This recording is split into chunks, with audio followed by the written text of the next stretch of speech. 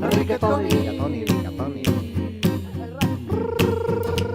Woohoo! Hello everybody, I'm Sam and today we're going to learn all about pasta, what it's made from, how it's made and how it gets from here to the end of your fork at tea time. Now I wonder whether you can guess where I am. I'm in the country where pasta comes from, sunny Italy! And the lovely scene behind us right now is the Bay of Naples, which is where this lucky man comes from and where he works. This is Giuseppe Di Martino and he's our guide for today. Hello Giuseppe. How are you? Good morning. I'm good, thank you so much for having us here at your factory. This is amazing. Thank you very much. Very honored to have you all here. Now Giuseppe, his father and his grandfather have all made pasta here over the years. So I think it's safe to say that I don't think there's anything that this man doesn't know about pasta. Is that right, Giuseppe? That's correct. That's a three-generation business. So tell us what we're going to see here today. We're going to see how pasta is made, starting from the raw material, that is durum wheat semolina, how we mix it with water, how we give shape, how we dry it, so that then it gets a bag of pasta on the shelves. Fantastic, that sounds really exciting. Before we find out more about how pasta is made, let's meet the schools we have with us today on this online field trip. Hello everybody, hello children, give us a wave your flags. Woohoo! Let's go to Nidmi Mill in Edinburgh where Miss Miller's class is waiting. Hello children. Okay, let's go to St Anne's School in London where Mr Lancaster's class is joining in. Hello Mr Lancaster. Hello. That's a nice big cheer. And let's go to St Stephen's in Bath where Miss Dangerfield's class is there joining in. Hello Miss Dangerfield, children. That's a big scream. And then to Heath School in Derbyshire where Miss Wright's class is waiting. Hello children. Hello Miss Wright. Woohoo! Thank you so much for taking part everybody. I know you've already been learning lots about Italy and also about pasta and how it's made. So we're going to find out a little bit about what you already know later on. But first of all, let's find out a little bit more about Giuseppe and his family. So Giuseppe, how long have your family been making pasta here in Italy? We've been making pasta since 1912, so it's 102 years we've been producing pasta in this very place. Fantastic, that is such a long time. In this actual factory or just in this area? It's in this factory. It looked a little bit different at the beginning of the century. We are in Gragnano, which is the homeland of pasta, is where pasta comes from. Originally is over 2,000 years of history and is the only town where pasta gets a PGI, Protected Geographic Indication, from the European community. So pasta di Gragnano is a special pasta. Wow, and we can see that handsomeness runs in the family. We have a nice picture of your grandfather, black and white picture here at this factory. Yeah. It's very, very nice. Lovely family business that's been passed down. Yeah, it was built here in 1912 because we have a spring water under the factory. That is the water we use to make our dough. And it's a special water that is very low in calcium and helps the formation of the dough to make pasta. Fantastic. So you mentioned the water, that's one ingredient of pasta, but there's another really important ingredient, isn't there? A special wheat. Yeah, normal wheat is called soft wheat, in which you make dough, you make pizza, bread and everything. Pasta is made of a special wheat called durum wheat. Durum wheat. Durum in Latin means hard, that's it. So it's the opposite of soft wheat, you have hard wheat, which in Latin called durum wheat. So durum wheat and water makes pasta. Let's watch a video now to find out more about how pasta is made. What is pasta made from? Did you know that most pasta is made from just two main ingredients? Ever since Roman times, Italians have been mixing water and durum wheat semolina to form a tasty paste. Pasta is just the Italian word for paste. This special sort of wheat, durum wheat, is different to the wheat that's used to make bread. It's harder and contains a lot of protein. The climate in southern Italy is perfect for growing durum wheat. It's sunny and warm all year round. The farmer plants the seeds in October or November. The plants are then left to be watered naturally by the rain. The sunshine helps the durum wheat to grow stronger. And around 7 or 8 months later, the young green wheat plants have ripened and turned golden. This shows the farmer they are ready to be harvested. To harvest the durum wheat, the farmers use a combine harvester to carefully separate the grain, leaving the straw behind. Once the grains have been collected and checked for quality, they're taken to the mill house, which is where the next stage of the process happens. First, the grain is emptied from the lorries into storage containers, where it's kept before it goes into the mill. Next, the hard outer shell is removed. Then the grains are put through different types of mills to be ground up into fine semolina, which is used to make the pasta. Once the durum wheat semolina is ready, it's put onto a lorry and transported across the country to Giuseppe's factory in Gragnano, ready for the next stage in the process, where it will become perfectly shaped pasta. So we've now moved from the roof and we're inside the factory now, and you can probably hear a little noise behind me. That is where the machines are making the pasta, isn't it, Giuseppe? Correct. It's going to be really loud. We're going to go in just a second, but first of all, what are we going to see inside? What we're going to see is how pasta is really produced. So you're going to see this big machine in which the mixing is happening between the semolina of durum wheat and water. Then it's pressed at very high pressure on these dies that are giving the shape to pasta. Then they cut to the length we want and then dried slowly inside those ovens where the water is coming out, and you get a dry product that is stable for 2 years. So it's going to be really exciting, And but noisy. Loud. Yeah. And we have to put a special outfit on, Of don't course, we? What we need is avoid that anything Ooh. can fall inside your Ooh. bowl of pasta. So Oh, I say. put this And a coat as well. and a coat, There we go. and then we can go in. Can I keep my coat and hat? Yes, of Am I allowed course. to do that? Okay. So please excuse us if we shout at you for the next couple of minutes. It's going to be very loud. Yeah. Okay, let's go in.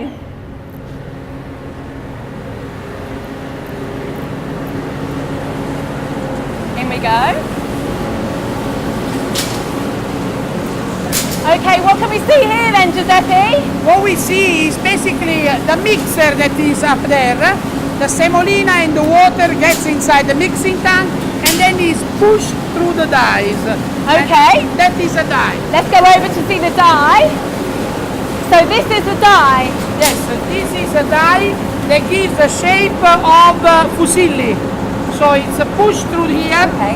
and you get it from the other end. When you look at it at the length you want, you cut it. Fantastic. Where next? We're going to see the spaghetti. Okay.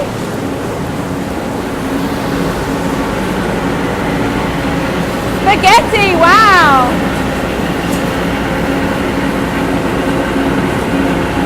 Grab some.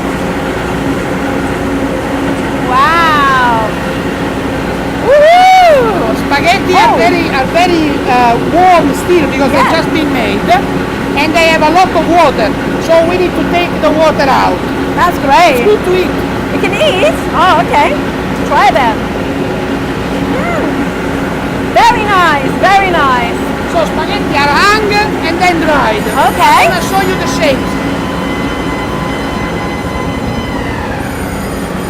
Very loud. Woo! Okay, so here's the shapes now. That's how our shapes are made. Shortcut pasta. Oh. So these are casarecce, they are twisted shape. Both of them will go through the dryers, and it will take between 20 hours and 48 hours to become dry and stable. Fantastic. Very, very nice. So is this where it dries? Is this the oven? Yeah, these are the ovens. Okay. And pasta rests here for 1 day or 2 days, slowly resting and drying until it gets finished to be packed. It's very warm. They're really warm, aren't they? How many ovens do you have? We have 4 ovens, Yeah. and we produce every day 140 tons of pasta. Woo! That's a lot of pasta. My God. 1.4 million dishes of pasta. 1.4 million dishes of pasta. every day. Every day? Yeah. That's crazy. Wow. It's so loud. Should we go back up on that Let's go roof? upstairs. Okay. So we're going to go back up on that roof where it's nice and quiet. But while we do that, here's a video that shows you everything that takes part here in Giuseppe's factory. How is pasta made? Locals say that the town of Gragnano was designed to channel the sea air up through the streets, where traditionally they would hang out their pasta to dry in the warm wind. This place really is the home of pasta. Here in Gragnano at the Di Martino factory, the durum wheat semolina arrives regularly from the mills and goes straight into these special storage containers to keep it from getting wet or going mouldy. Up on the factory floor, this is where the pasta really starts to take shape. It all might look very automated and mechanical, but these machines are just recreating the same simple method of pasta making that Giuseppe's family have used for over 100 years. They just make it all a bit quicker. The first step in making pasta is for the semolina to be thoroughly mixed with water. After the semolina and water have been mixing for a little while, they turn into a paste or dough. Next, this squidgy pasta dough is put through moulds. Different types of moulds will give different shapes. As the dough comes through the mould, it takes shape. At this point, it will still be soft, so it now needs to be carefully dried. They hang up the fresh pasta to help keep its shape while it's drying. Once it's dry, the pasta is ready to be wrapped and boxed. Next, it's put onto a lorry and shipped to the UK by boat. 1 week later, it'll be ready and waiting on a supermarket shelf near you.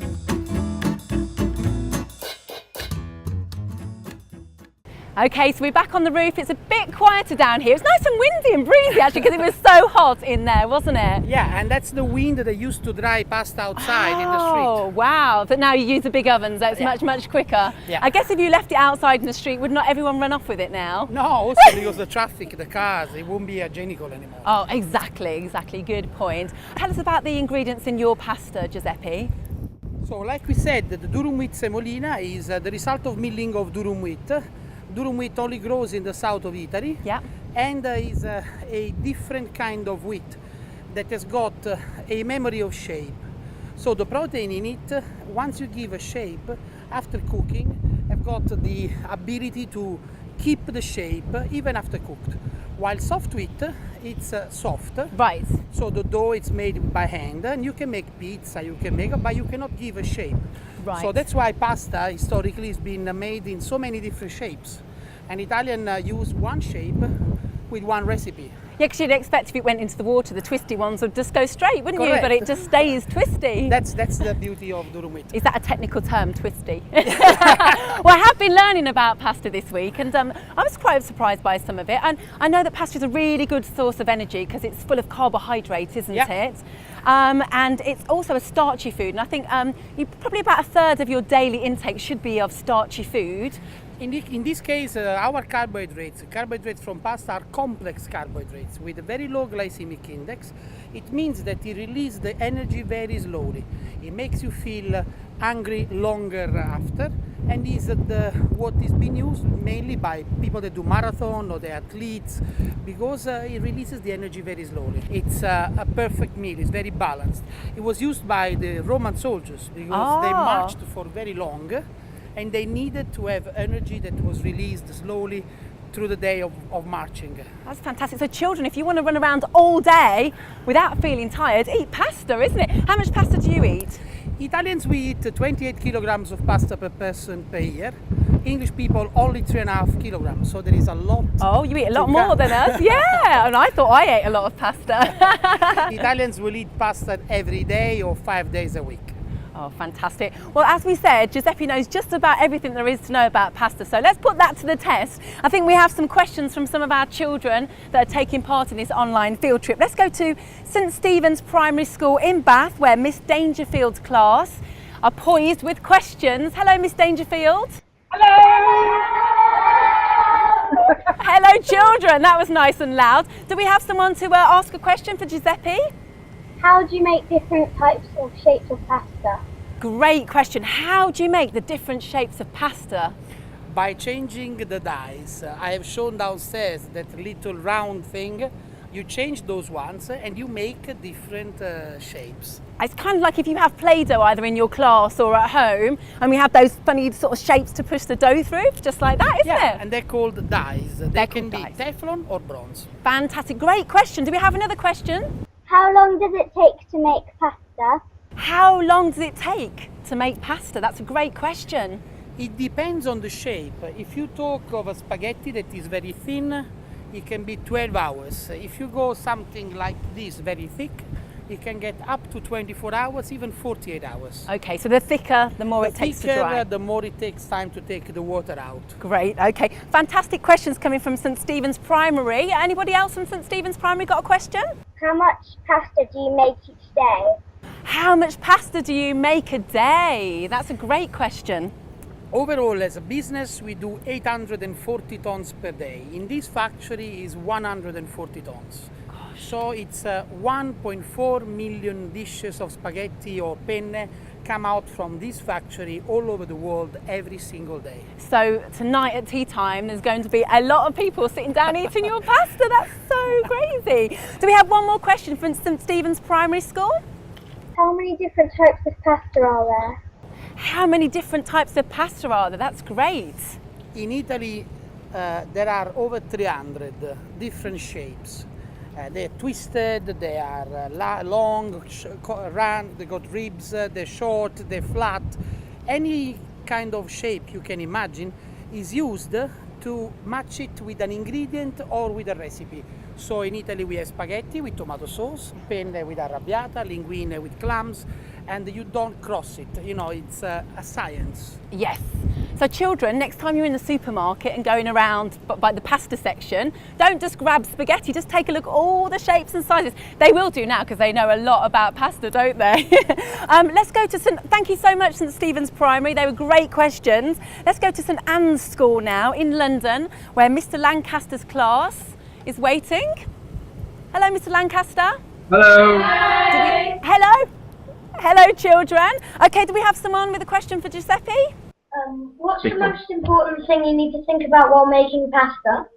What's the most important thing you need to think about while you're making pasta? Great question. It's a lot of little details, but the quality of the raw material and the time you need to give to dry, to rest in a proper and natural way are the most important thing. So you shouldn't rush it? No, you don't have to rush it. Otherwise, pasta becomes very fragile. It breaks when you cook it, or it doesn't taste good. It's too chewy or it's too gluey.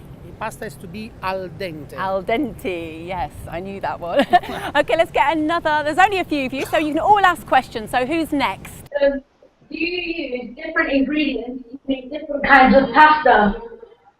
Great question. Do you use different types of ingredients to make different types of pasta? That's a very good question. Yes. For spaghetti, you need to use a particular kind of semolina that has got more strength to resist the fact you are twisting it. On the penne or the conchiglione, you need another kind of quality that is also the look, but also the ability to keep the shape round or to keep the ribs. It's important that during the cooking, the protein holds together the starch. So, but depending on the shape you use. And for example, for green tagliatelle or for other kind of product, you will use spinach, for example, or tomato to give a red color to pasta. Fantastic. Who do we have next, Mr Lancaster? How many packets of pasta do you make every day? Yeah, how many packets of pasta do you make every day? You make around 200,000 bags of pasta every single day. So it's in terms of space, you need to imagine that is more or less 600 cubic meters. So imagine a factory, this factory, every day we produce it in volume for pasta. That's crazy. So I'm looking across the roof of this. This is kind of the size of a football pitch, or maybe actually 2 football pitches put together, just to give you an idea of the size of this place and how much pasta is produced here every day. And where does it go to? All around the world? All around the world. In England is our biggest market, and a lot of English people love our pasta. And all over the world, USA, in Canada, in Japan, Korea, South America, South Africa, Australia, everywhere. Spreading the pasta love. Okay, Mr Lancaster, who else do we have with a question? What do you think the score is going to be when England and Italy versus each other? A great people there wants to know what the score will be when England plays Italy in the World Cup. you know, the best is gonna win. Hopefully, we're gonna watch it with a dish of pasta, so nobody will get. All friends. Yes, all friends. Yes. All friends until when it comes to football, huh? Yeah, when it comes to football. Then hopefully we're gonna see each other again at the final. Yes. Okay, let's get another question from Mr. Lancaster's class. At what age did you start making pasta? So what age did you start making pasta? Great question. Making pasta or yeah. eating At pasta? what age? Both. You tell us both. I was born on the perimeter of the factory, so I've always been involved inside producing pasta. I was 2 years old playing with pasta, and so for me it's been from day one. But people come here to start the training courses when they're 16, 17, and they normally get a job after the school at 18, 19.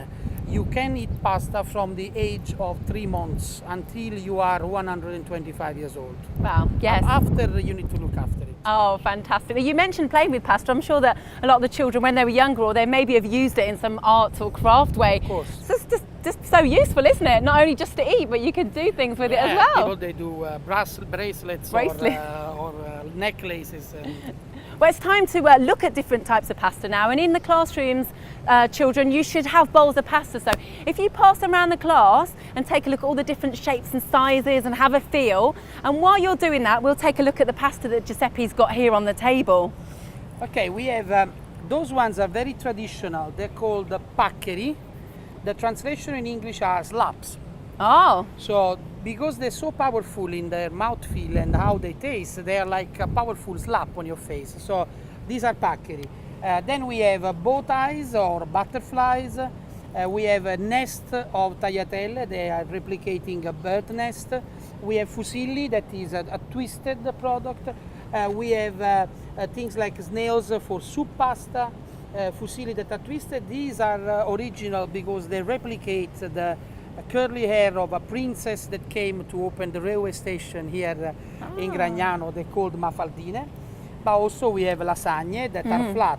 Every shape was designed, and is designed for a recipe. These are conchiglioni. They're done filled, and you bake them, and they can be used also as finger food for your party, the dinner parties and cocktails. There's so many types of pasta. Over 300. It's great. It's amazing. You can have one a day for a year. You could. We've learned so much, all these different shapes and sizes of pasta. We've learned how the shapes are made, what goes into pasta. We've learned that having a little bit of pasta, throughout the week is very, very good for you. It gives you lots of energy. One thing we haven't done, Giuseppe, is learn how to make it. And I know that all the children would love to have a go at making it. So shall we have a go? Absolutely, let's go. Yeah. Okay, so here's our table. This is all the ingredients you need then, is it, to make pasta? Yes, there is nothing else that you need. Okay. This is the durum wheat and the soft wheat, just to give a different idea on the difference. When you mill this, so it means you break it, the semolina, which is this particular kind of flour, which is much coarser than the standard soft wheat flour, that's what you use. And so let's do it. Okay. You move it inside the machine. You cannot do it with your at home because you need a lot of pressure. I will show you. But one ingredient, the semolina of durum wheat. You add a bit of water. The percentage is 33%, and then you mix it.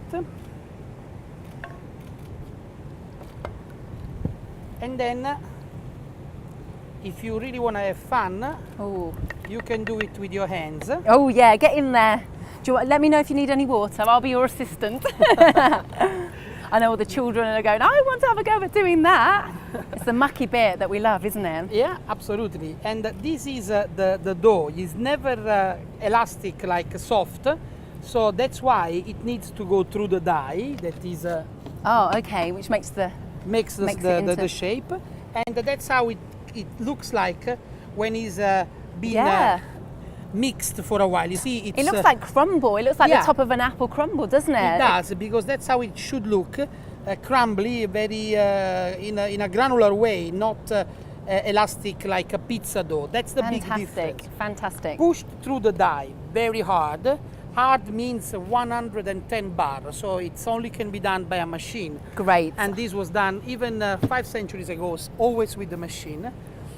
And then once was the sun and the wind like today, drying it, and then instead now we have to put it inside those ovens that replicates the condition outside, and we dry it nicely and slowly. Easy peasy. Everything that Giuseppe's just said is on the website as well, so if it went a bit quick, you can recap on the website and give it a go yourself as well. Giuseppe, that's brilliant, thank you. We need to find out from you, Giuseppe, before we go, what's your favourite thing about being a pasta maker?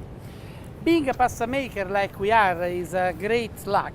First of all, we eat a lot of pasta, that's the first luck, but we also travel the world and tell people the things we've been telling these lovely children, and understanding a little bit of Italian culture, which is made of passion for food, healthy living, and have a good life. Going around the world, these are the kind of things people like, and so we love to do it. You've got a good job, haven't you? You have got a good job. Let's find out from Miss Dangerfield's class what they've learnt today and what they've enjoyed. So let's go to St Stephen's in Bath. Are you there, Miss Dangerfield? Yes, we're here. Yes. Hello everyone! Hello children. So who would like to tell us what they have learnt about pasta today? Sebastian, could you tell us from where you are, what you learned? I found it interesting that you make so many packets a day. So that you make so many packets a day, that was really interesting. Yeah, very interesting that you've made so much pasta per day. I find it hard to believe as well. Yeah, it's important that you produce 24 hours, 7 days a week, so that the temperature in the dryers in the oven don't go down, and the quality is always high. And there are loads of pasta lovers, so we need to please them and produce more and more. And you work hard. Anybody else learned anything interesting from Miss Dangerfield's class? What have you learned? I have there's loads of different types, and also how it's made. Yes. Maya didn't realise there were so many different types and didn't realise the different ways that you make the pasta, so she's learnt that today. That's fantastic, yes. So they didn't realise how many different types there were and the different ways that you make the pasta as well. I think we were all surprised by that. Yeah, this is the intriguing part. If you get involved and engaged, some of the packet have got on the front, this shape best used with this ingredient. It's a good exercise because you have a variation on your diet. Italian eat everything, they eat seasonal products. So during the seasons we change shape, we change recipe, and you get something that is not boring. Pasta is not boring, No. It's exciting. No. So changing the recipe, changing the shape. Let's go to Mr Lancaster's class now. Let's go to St Anne's in London to find out what you children have learnt today and what you've enjoyed the most. I have learned what how you make pasta and what's in pasta. So that there's vegan pasta and you also use water and how simple it is to make it. So I think that somebody really enjoyed learning how to make pasta. Was that right, Mr Lancaster? Yeah, that was Beth saying how much she enjoyed learning how to make pasta. Beth learned. So I think Beth's going to give it a go at home as well. Anybody else learned anything or enjoyed anything today? I've learned that I only pick 2 ingredients to make pasta. Fallon's learned it only takes 2 ingredients to make pasta. Yeah, you wouldn't believe it actually, but 2 ingredients to make pasta. Who'd have known? I thought it was a lot of ingredients. That's why it's healthy, that's why it's safe.